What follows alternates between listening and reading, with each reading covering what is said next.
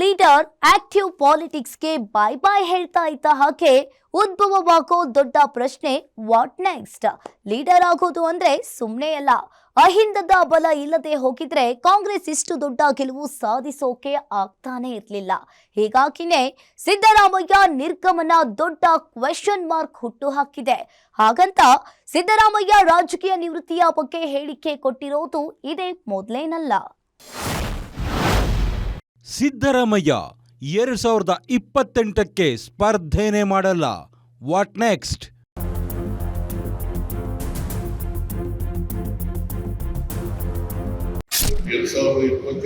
ನಾನು ಚುನಾವಣೆಯಲ್ಲಿ ಸ್ಪರ್ಧೆ ಮಾಡಲ್ಲ. ಸಿದ್ದು ರಿಟೈರ್. ಯಾರಾಗ್ತಾರೆ ಅಹಿಂದ ಲೀಡರ್?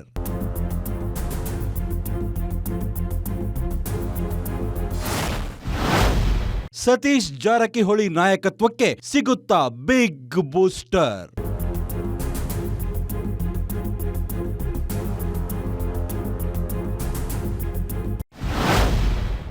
ಸಿದ್ದರಾಮಯ್ಯ ರಾಜಕೀಯ ನಿವೃತ್ತಿ ಘೋಷಣೆ ಮಾಡಿದ್ದಾರೆ. ಅತಿ ದೀರ್ಘಕಾಲ ಕರ್ನಾಟಕವನ್ನ ಆಳ್ವಿಕೆ ಮಾಡಿದ ಖ್ಯಾತಿ ಹೊಂದಿರುವ ಸಿದ್ದರಾಮಯ್ಯ ಸತತವಾಗಿ 5 ಬಾರಿ ಗೆದ್ದು ದಾಖಲೆ ಬರೆದಿರುವ ಮಾಜಿ ಸಿಎಂ ಸಿದ್ದರಾಮಯ್ಯ 2028ಕ್ಕೆ ರಾಜಕೀಯದಲ್ಲಿ ಇರೋದಿಲ್ಲ. ಅರ್ಥಾತ್ ಎಲೆಕ್ಷನ್ನಿಗೆ ಸ್ಪರ್ಧೆ ಮಾಡೋದೇ ಇಲ್ಲ.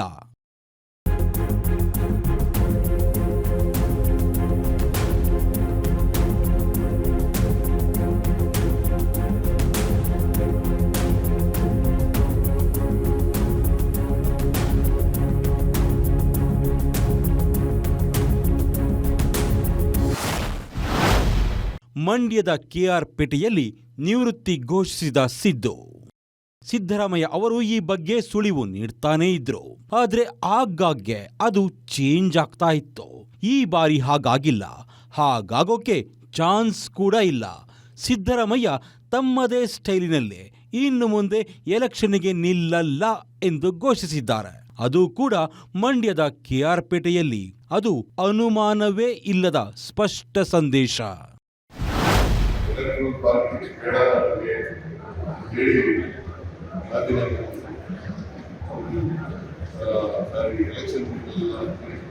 ತೀರ್ಮಾನ ಮಾಡಿ ಜನ ತಿರಸ್ಕಾರ ಮಾಡಿದ್ರು ಪರಿಸ್ಥಿತಿಗಳು. ಆ ಸಂದರ್ಭದಲ್ಲೂ ಕೂಡ ನನಗೆ ರಾಜಕೀಯ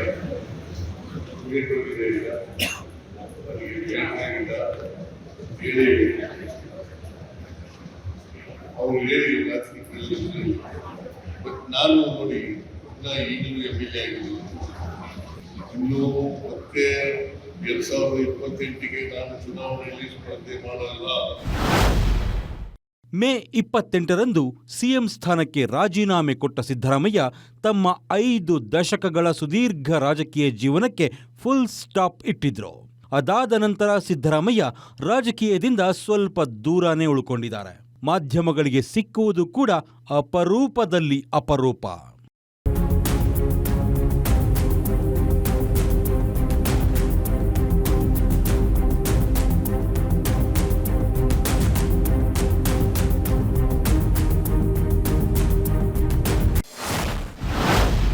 ಸಿದ್ದರಾಮಯ್ಯ ನಿವೃತ್ತಿ ಘೋಷಣೆ ಹೊಸದೇನಲ್ಲ.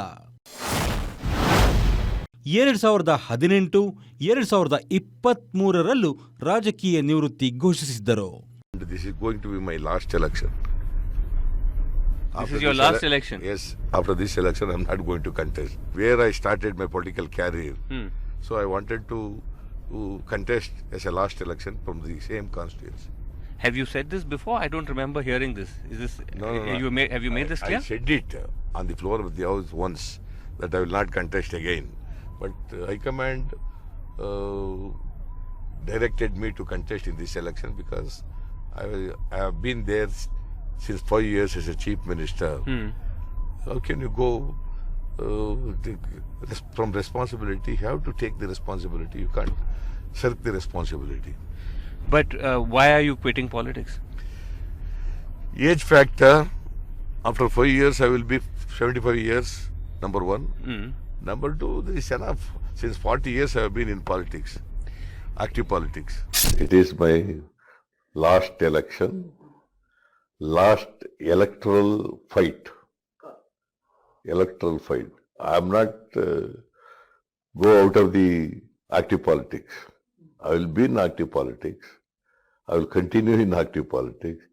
But as far as the electoral politics is concerned, this will be my last election. 2013ರಲ್ಲಿ ಮೊದಲ ಬಾರಿ ಸಿಎಂ ಆಗುವ ಮೊದಲು ಇದೇ ನನ್ನ ಲಾಸ್ಟ್ ಎಲೆಕ್ಷನ್ ಎಂದಿದ್ದ ಸಿದ್ದರಾಮಯ್ಯ ಆಮೇಲೆ 2018ರಲ್ಲಿ ಎರಡೆರಡು ಕ್ಷೇತ್ರಗಳಲ್ಲಿ ಸ್ಪರ್ಧೆ ಮಾಡ್ತಾರೆ. ಆದರೆ ತಮ್ಮ ತವರು ಕ್ಷೇತ್ರ ಚಾಮುಂಡೇಶ್ವರಿಯಲ್ಲೇ ಸೋಲ್ತಾರೆ. ವರುಣಾದಲ್ಲಿ ಅವರ ಮಗ ಯತೀಂದ್ರ ಸಿದ್ದರಾಮಯ್ಯ ಗೆದ್ದಿರ್ತಾರೆ. ಆದರೆ ಸಿದ್ದು ಬಾದಾಮಿಯಲ್ಲಿ ಗೆದ್ದಿರ್ತಾರೆ. ಅಷ್ಟೇ ಅಲ್ಲ, 2023ರಲ್ಲೂ ಎಲೆಕ್ಷನ್ನಿಗೆ ನಿಲ್ತಾರೆ. ಈ ಬಾರಿ ಮಗ ಯತೀಂದ್ರ ಗೆದ್ದಿದ್ದ ವರುಣಾದಲ್ಲೇ ಮತ್ತೆ ನಿಂತು ಗೆಲ್ತಾರೆ. ಯತೀಂದ್ರ ವಿಧಾನ ಪರಿಷತ್ ಸದಸ್ಯರಾಗ್ತಾರೆ. ಈಗ ಡಿಕೆ ಶಿವಕುಮಾರ್ ಕ್ಯಾಬಿನೆಟ್ನಲ್ಲಿ ಅವರೂ ಮಿನಿಸ್ಟರ್.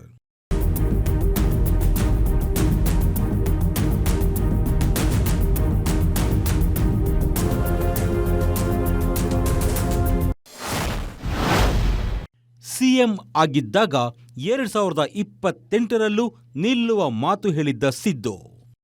ಹೌದು, 2025ರ ಡಿಸೆಂಬರಿನಲ್ಲಿ ಸಿಎಂ ಆಗಿದ್ದ ಸಿದ್ದರಾಮಯ್ಯ 2028ಕ್ಕೂ ಎಲೆಕ್ಷನ್ ಎದುರಿಸುವಂತೆ ಬೆಂಬಲಿಗರು ಒತ್ತಡ ಹೇರುತ್ತಿದ್ದಾರೆ ಎಂಬ ಹೇಳಿಕೆ ಕೊಟ್ಟಿದ್ದರು. ಆ ಹೇಳಿಕೆ ಸಂಚಲನ ಸೃಷ್ಟಿಸಿತ್ತು. ಸಿದ್ದರಾಮಯ್ಯ ರಿಟೈರ್ ಆಗಲ್ಲ ಎಂದೇ ಎಲ್ಲರೂ ಹೇಳಿದ್ದರು.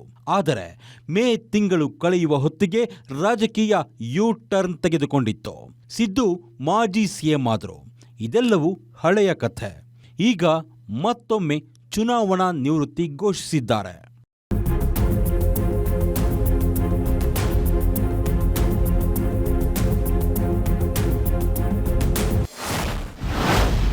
ಸಿದ್ದರಾಮಯ್ಯ ನಿವೃತ್ತಿ ಎಂದರೆ ಚುನಾವಣೆಗೆ ಸ್ಪರ್ಧೆ ಮಾಡುವುದಿಲ್ಲ ಅಷ್ಟೇ. ಕಾಂಗ್ರೆಸ್ ಪರ ಪ್ರಚಾರ ಮಾಡೇ ಮಾಡ್ತಾರೆ. ಇಷ್ಟೇ, 2028ಕ್ಕೂ ಸಿದ್ದರಾಮಯ್ಯ ಅವರು ಸಿಎಂ ಡಿಕೆ ಶಿವಕುಮಾರ್ ನೇತೃತ್ವದ ಸರ್ಕಾರದ ಪರವಾಗಿ ಕ್ಯಾಂಪೇನ್ ಮಾಡ್ತಾರೆ. ಎಲೆಕ್ಷನ್ಗೆ ಸ್ಪರ್ಧೆ ಮಾಡೋದಿಲ್ಲ ಅಷ್ಟೇ. ಈ ಬಾರಿ 2013, 2018ರಂತೆ ರಿಪೀಟ್ ಆಗಲ್ಲ ಅನ್ನೋದಂತೂ ಕನ್ಫರ್ಮ್.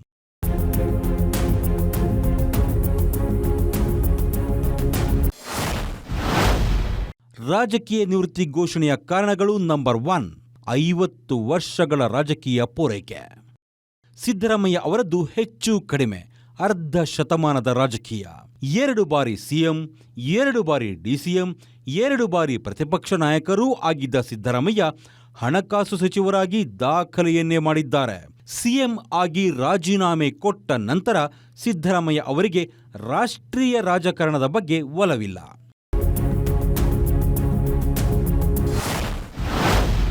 ಸಿದ್ದರಾಮಯ್ಯ ನಿವೃತ್ತಿ ಘೋಷಣೆಯ ಕಾರಣ ನಂಬರ್ 2, ವಯಸ್ಸು ಮತ್ತು ಆರೋಗ್ಯ. ಸಿದ್ದರಾಮಯ್ಯ ಅವರಿಗೀಗ 79 ವರ್ಷ ವಯಸ್ಸು. 2028ರ ಹೊತ್ತಿಗೆ 82 ವರ್ಷ ತುಂಬಲಿದೆ.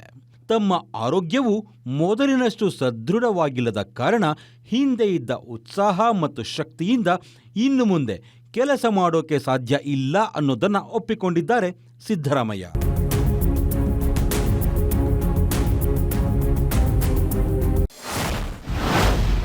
ರಾಜಕೀಯ ನಿವೃತ್ತಿ ಘೋಷಣೆ ಕಾರಣ ನಂಬರ್ 3, ಮಗನಿಗೆ ಸಚಿವ ಸ್ಥಾನದ ಭದ್ರತೆ. ಸಿದ್ದು ರಾಜೀನಾಮೆಯ ನಂತರ ಮಗ ಯತೀಂದ್ರ ಸಿದ್ದರಾಮಯ್ಯ ಡಿಕೆ ಶಿವಕುಮಾರ್ ಸರ್ಕಾರದಲ್ಲಿ ನಗರಾಭಿವೃದ್ಧಿ ಸಚಿವರಾಗಿದ್ದಾರೆ. ಸಿದ್ದರಾಮಯ್ಯ ಅವರು ಹೈಕಮಾಂಡ್ ಮುಂದೆ ತಮ್ಮ ಮಗನ ರಾಜಕೀಯದ ಭವಿಷ್ಯದ ಷರತ್ತನ್ನು ಇಟ್ಟಿದ್ದರಂತೆ. ಅದರಂತೆಯೇ ಯತೀಂದ್ರಗೆ ಮಿನಿಸ್ಟರ್ ಪೋಸ್ಟ್ ಕೂಡ ಕೊಡಲಾಗಿದೆ. ಅದು ಗಟ್ಟಿಯಾಗಿರಬೇಕೆಂದರೆ ಸಿದ್ದರಾಮಯ್ಯ ರಾಜಕೀಯ ನಿವೃತ್ತಿ ಅನಿವಾರ್ಯ.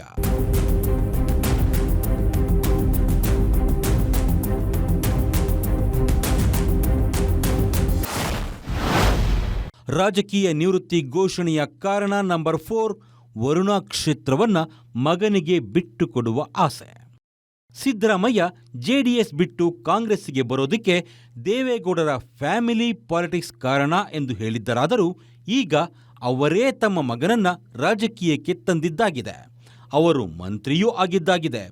ತಮ್ಮ ವರುಣಾ ಕ್ಷೇತ್ರವನ್ನು ಮಗನಿಗೆ 2018ರಲ್ಲೇ ಬಿಟ್ಟುಕೊಟ್ಟಿದ್ದ ಸಿದ್ದು 2023ರಲ್ಲಿ ಮತ್ತೆ ಅದೇ ಕ್ಷೇತ್ರದಲ್ಲಿ ನಿಂತು ಗೆದ್ದಿದ್ದಾರೆ. ಮಗನಿಗೆ ವರುಣಾ ಕ್ಷೇತ್ರ ಬಿಟ್ಟರೆ ಸುರಕ್ಷಿತ ಕ್ಷೇತ್ರ ಕಾಣಿಸುತ್ತಿಲ್ಲ. ಇದೂ ಕೂಡ ಕಾರಣ ಎನ್ನಲಾಗ್ತಿದೆ.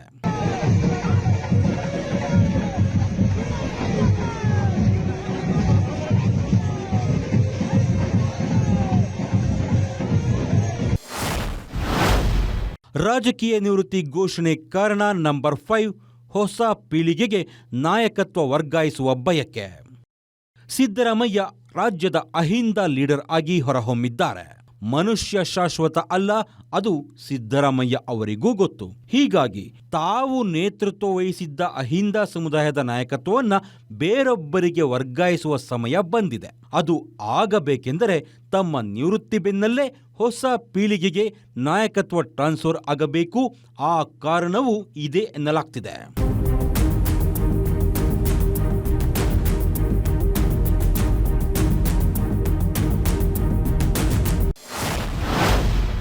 ಸಿದ್ದರಾಮಯ್ಯ ನಿವೃತ್ತಿ ಸಂದೇಶ. 2028ರ ವಿಧಾನಸಭಾ ಚುನಾವಣೆಯಲ್ಲಿ ನಾನು ಸ್ಪರ್ಧಿಸ್ತಾ ಇಲ್ಲ, ಆದರೆ ಸಕ್ರಿಯ ರಾಜಕಾರಣದಲ್ಲಿರ್ತೇನೆ. ಜನರ ಕಷ್ಟ ಸುಖಗಳಿಗೆ ಧ್ವನಿಯಾಗಿ ನಿಲ್ಲುತ್ತೇನೆ. ಮತ್ತೊಮ್ಮೆ ಚುನಾವಣೆಯಲ್ಲಿ ಸ್ಪರ್ಧಿಸುವಂತೆ ವರುಣಾ ಕ್ಷೇತ್ರದ ಜನರು ಒತ್ತಾಯಿಸುತ್ತಿದ್ದಾರೆ. ಆದರೆ ನಾನು ಇನ್ನು ಮುಂದೆ ಯಾವುದೇ ಚುನಾವಣೆಯಲ್ಲಿ ಸ್ಪರ್ಧಿಸಬಾರದು ಅಂದುಕೊಂಡಿದ್ದೇನೆ. ಈ ಹಿಂದೆ ಚುನಾವಣೆಯಲ್ಲಿ ಸ್ಪರ್ಧೆ ಮಾಡಿದ್ದಾಗ ಕ್ಷೇತ್ರದ ಜನರೇ ನಮಗೆ ದುಡ್ಡು ಕೊಟ್ಟು ಗೆಲ್ಲಿಸಿಕೊಂಡು ಬರುತ್ತಿದ್ದರು. ಆದರೆ ಇಂದು ಅಂತಹ ಪರಿಸ್ಥಿತಿ ಇಲ್ಲ. ಚುನಾವಣೆಯಲ್ಲಿ ಸ್ಪರ್ಧಿಸಿದರೆ ನಾವೇ ಜನರಿಗೆ ದುಡ್ಡು ಕೊಡಬೇಕಾದ ಕಾಲ ಬಂದಿದೆ. ರಾಜಕಾರಣ ಕಲುಷಿತವಾಗಿದೆ. ಪ್ರಾಮಾಣಿಕ ರಾಜಕಾರಣಕ್ಕೆ ಉಳಿಗಾಲ ಇಲ್ಲದಂತಾಗಿದೆ. ಈಗ ನನಗೆ 79 ವರ್ಷ. ನಮ್ಮ ಸರ್ಕಾರದ ಅವಧಿ ಇನ್ನೂ 1.5 ವರ್ಷ ಇದೆ. 2028ರ ವೇಳೆಗೆ ನನಗೆ 82 ವರ್ಷವಾಗಿರುತ್ತದೆ. ಈಗಿನಂತೆ ಆರೋಗ್ಯವು ಸದೃಢವಾಗಿ ಇರುವುದಿಲ್ಲ. ಹಿಂದಿನಂತೆ ಉತ್ಸಾಹದಿಂದ ಕೆಲಸ ಮಾಡಲು ಸಾಧ್ಯವಾಗುವುದಿಲ್ಲ. ಆಗ ನನ್ನ ರಾಜಕೀಯ ಜೀವನಕ್ಕೆ 50 ವರ್ಷಗಳು ಪೂರ್ಣಗೊಳ್ಳುತ್ತದೆ. 1978ರಲ್ಲಿ ನಾನು ತಾಲ್ಲೂಕು ಮಂಡಳಿ ಸದಸ್ಯನಾಗಿ ರಾಜಕೀಯ ಜೀವನ ಆರಂಭಿಸಿದ್ದೆ. ಸೋಲು ಗೆಲುವು ಎಲ್ಲವನ್ನೂ ಕಂಡಿದ್ದೇನೆ. ಆದರೆ ನಂಬಿದ ಸಿದ್ಧಾಂತಕ್ಕೆ ವಿರುದ್ಧವಾಗಿ ನಡೆದಿಲ್ಲ, ಆತ್ಮಸಾಕ್ಷಿಗೆ ದ್ರೋಹ ಬಗೆದಿಲ್ಲ ಎನ್ನುವ ಸಂತೃಪ್ತಿ ನನಗಿದೆ. ಈ ಹಿನ್ನೆಲೆಯಲ್ಲಿ ಮುಂದಿನ ಚುನಾವಣೆಗಳಲ್ಲಿ ನಾನು ಸ್ಪರ್ಧಿಸುವುದಿಲ್ಲ ಎನ್ನುವ ನಿರ್ಧಾರಕ್ಕೆ ಬಂದಿದ್ದೇನೆ. 5 ದಶಕಗಳ ಕಾಲ ರಾಜ್ಯದ ಜನತೆ ನನ್ನನ್ನು ತಮ್ಮಲ್ಲೊಬ್ಬ ಎಂಬಂತೆ ಕಂಡಿದ್ದಾರೆ, ಪ್ರೀತಿಯಿಂದ ಸಾಕಿದ್ದಾರೆ. ಆ ಋಣಭಾರ ನನ್ನ ಮೇಲಿದೆ. ಹೀಗಾಗಿ ನನ್ನ ಮುಂದಿನ ಜೀವನ ಸಹ ಜನಸೇವೆಗೆ ಮುಡುಪಾಗಿರುತ್ತದೆ. ಇಂಥದ್ದೊಂದು ಸಂದೇಶ ನೀಡಿ ಚುನಾವಣಾ ರಾಜಕೀಯಕ್ಕೆ ಗುಡ್ ಬೈ ಹೇಳಿದ್ದಾರೆ ಮಾಜಿ ಸಿಎಂ ಸಿದ್ದರಾಮಯ್ಯ.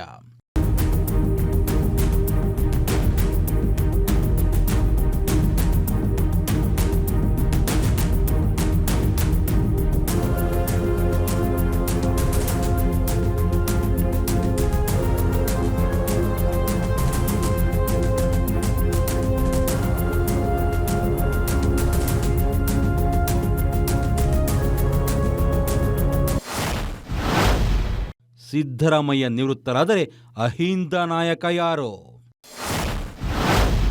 ಅಹಿಂದ ನಾಯಕತ್ವಕ್ಕೆ ಕಾಂಗ್ರೆಸ್ಸಿನಲ್ಲೇ ಭರ್ಜರಿ ಪೈಪೋಟಿ. ಯಾರು ಯಾರು ಯಾರು ಅಹಿಂದ ಲೀಡರ್ ಯಾರು?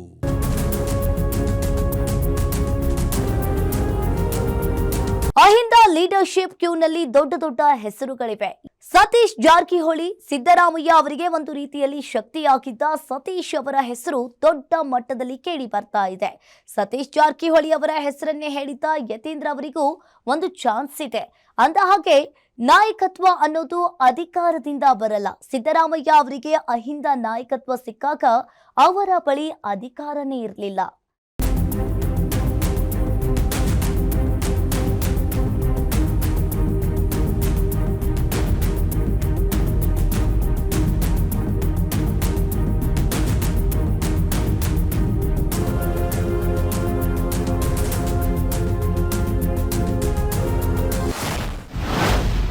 ಸಿದ್ದು ನಂತರ ಅಹಿಂದ ನಾಯಕ ಯಾರು? ಡಿಕೆ ಶಿವಕುಮಾರ್ ನೇತೃತ್ವದ ಸರ್ಕಾರ ರಚನೆಯಾಗ್ತಿದ್ದಂತೆಯೇ ಉದ್ಭವವಾದ ಪ್ರಶ್ನೆ, ಅಹಿಂದ ನಾಯಕ ಯಾರು ಅನ್ನೋದು. ಸಿದ್ದರಾಮಯ್ಯ ನಿರ್ಗಮನದ ನಂತರ ಕಾಂಗ್ರೆಸ್ ಪಕ್ಷದ ಪ್ರಮುಖ ಮತ ಬ್ಯಾಂಕ್ ಆಗಿರುವ ಅಹಿಂದ ವರ್ಗವನ್ನ ಮತ್ತೆ ತಮ್ಮತ್ತ ಸೆಳೆಯೋಕೆ ಅಥವಾ ಉಳಿಸಿಕೊಳ್ಳೋಕೆ ಪೈಪೋಟಿಯಂತೂ ಶುರುವಾಗಿದೆ. ಈ ರೇಸಿನಲ್ಲಿ ನಂಬರ್ 1 ಸ್ಥಾನದಲ್ಲಿ ನಿಲ್ಲುವ ಹೆಸರು ಸತೀಶ್ ಜಾರಕಿಹೊಳಿ ಅವರದ್ದು.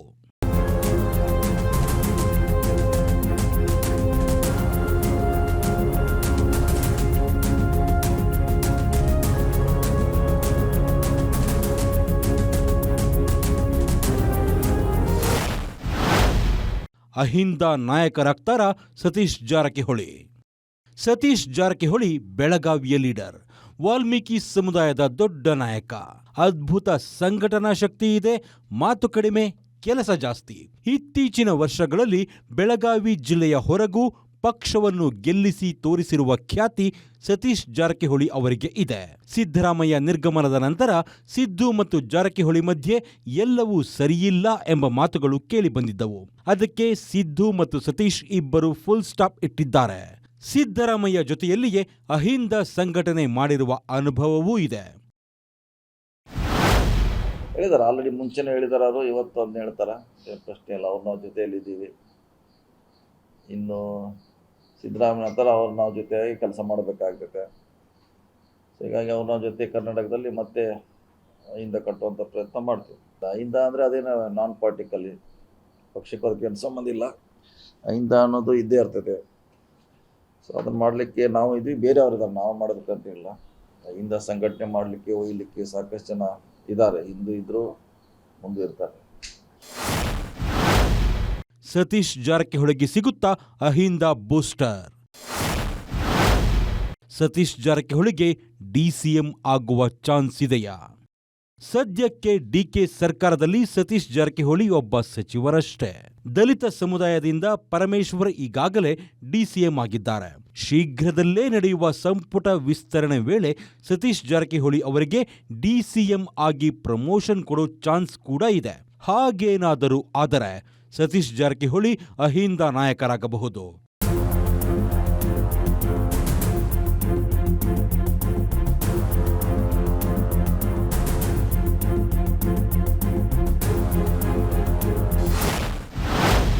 ಪರಮೇಶ್ವರ್ಗೆ ಇದೆಯಾ ಅಹಿಂದ ಲೀಡರ್ ಚಾನ್ಸ್? ಕೆಪಿಸಿಸಿ ಅಧ್ಯಕ್ಷರಾಗಿ ಪಕ್ಷವನ್ನು ಅಧಿಕಾರಕ್ಕೆ ತಂದ ಖ್ಯಾತಿ ಇರುವ ಪರಮೇಶ್ವರ್ ಅವರಿಗೆ 2ನೇ ಬಾರಿ ಡಿಸಿಎಂ ಹುದ್ದೆ ಸಿಕ್ಕಿದೆ. ಪರಮೇಶ್ವರ್ ರಾಜ್ಯದ ಪ್ರಭಾವಿ ದಲಿತ ಮುಖಂಡ, ಕ್ಲೀನ್ ಇಮೇಜ್, ಪಿಎಚ್ಡಿ ಪದವೀಧರರಾಗಿರುವ ಪರಮೇಶ್ವರ್ ಅವರಿಗೆ ಅಹಿಂದ ಸಂಘಟನೆಯನ್ನು ಮುನ್ನಡೆಸುವ ಎಲ್ಲ ಅರ್ಹತೆಗಳೂ ಇವೆ. ಆದರೆ ವಯಸ್ಸು ಸಮಸ್ಯೆ ಆಗಬಹುದು. ಏಕೆಂದರೆ ಅವರಿಗೀಗ 74 ವರ್ಷ ವಯಸ್ಸು.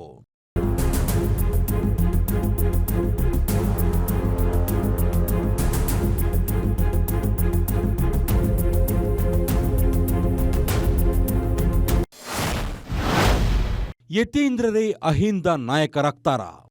ಯತೀಂದ್ರ ಸಿದ್ದರಾಮಯ್ಯ ಈಗ ವಿಧಾನ ಪರಿಷತ್ ಸದಸ್ಯರಾಗಿದ್ದಾರೆ. ಇದೇ ಮೊದಲ ಬಾರಿಗೆ ಸಚಿವರೂ ಆಗಿದ್ದಾರೆ. ತಂದೆಯಿಂದ ನಾಯಕತ್ವ ಮಕ್ಕಳಿಗೆ ಹೋಗೋದು ಕಾಮನ್. ಒಕ್ಕಲಿಗರ ನಾಯಕತ್ವ ದೇವೇಗೌಡರಿಂದ ಕುಮಾರಸ್ವಾಮಿಗೆ ಟ್ರಾನ್ಸ್ಫರ್ ಆದಂತೆ, ಲಿಂಗಾಯತರ ನಾಯಕತ್ವ ಯಡಿಯೂರಪ್ಪ ಅವರಿಂದ ವಿಜಯೇಂದ್ರಗೆ ವರ್ಗವಾದ ಹಾಗೆ ಅಹಿಂದ ನಾಯಕತ್ವ ಯತೀಂದ್ರಗೆ ಒಲಿದರೂ ಆಶ್ಚರ್ಯ ಇಲ್ಲ. ವಯಸ್ಸಿದೆ, ಒಳ್ಳೆಯ ಎಜುಕೇಷನ್ ಬ್ಯಾಕ್ಗ್ರೌಂಡ್ ಇದೆ, ಸಿದ್ದರಾಮಯ್ಯ ಅವರ ಮಗ ಎಂಬ ಶ್ರೇಯಸ್ಸೂ ಇದೆ.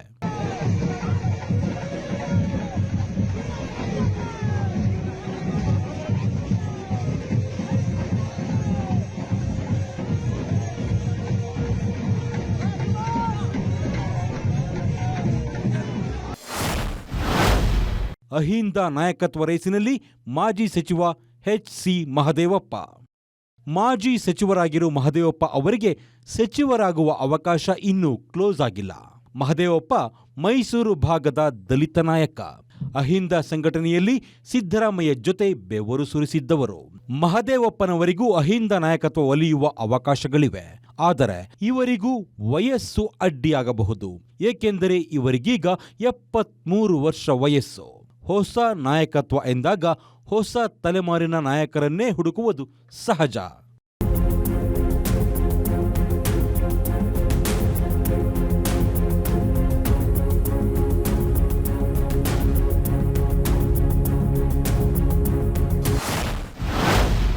ಜಮೀರ್ ಅಹ್ಮದ್ ಅಹಿಂದ ಲೀಡರ್ ಆಗ್ತಾರಾ?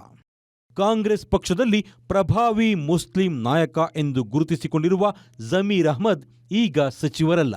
ಸಿದ್ದರಾಮಯ್ಯ ಅವರ ಬೆನ್ನ ಹಿಂದೆ ಕಾಂಗ್ರೆಸ್ಸಿಗೆ ಬಂದ ಜಮೀರ್ ಅಹ್ಮದ್ ಅವರ ವಿರುದ್ಧ ಪಕ್ಷ ವಿರೋಧಿ ಚಟುವಟಿಕೆ ಆರೋಪಗಳು ಕೇಳಿಬಂದಿದ್ದವು. ಇದು ಅವರಿಗೆ ಮೈನಸ್ ಆಗಬಹುದು.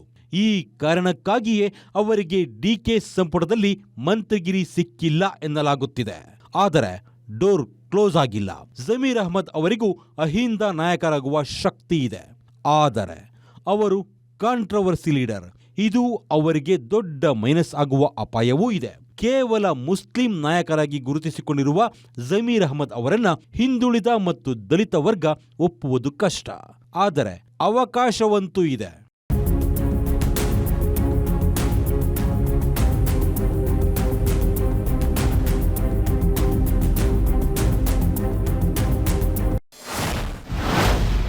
ಹೊಸ ಅಹಿಂದ ಲೀಡರ್ ಉದ್ಭವವಾಗ್ತಾರಾ? ಕಂಡು ಕೇಳರಿಯದ ರೀತಿಯಲ್ಲಿ ಹೊಸ ಅಹಿಂದ ಲೀಡರ್ ಹುಟ್ಟಿದರೂ ಆಶ್ಚರ್ಯ ಇಲ್ಲ.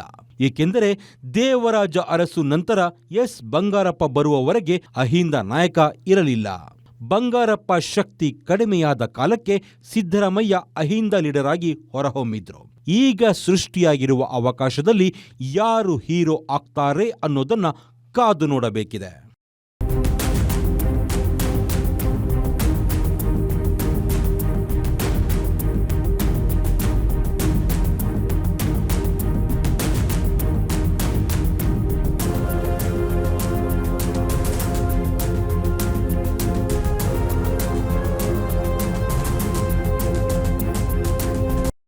ಹೂ is next? Ahinda leader Siddaramaiah retirement ಹುಟ್ಟು ಹಾಕಿರುವ ದೊಡ್ಡ ಪ್ರಶ್ನೆ ಇದು. ಉತ್ತರ ಶೀಘ್ರದಲ್ಲೇ ಸಿಗೋ ಚಾನ್ಸ್ ಇದೆ. ನೋಡ್ತಾ ಇರಿ ಗ್ಯಾರಂಟಿ ನ್ಯೂಸ್. ಸುದ್ದಿ ಖಚಿತ, ನ್ಯಾಯ ನಿಶ್ಚಿತ.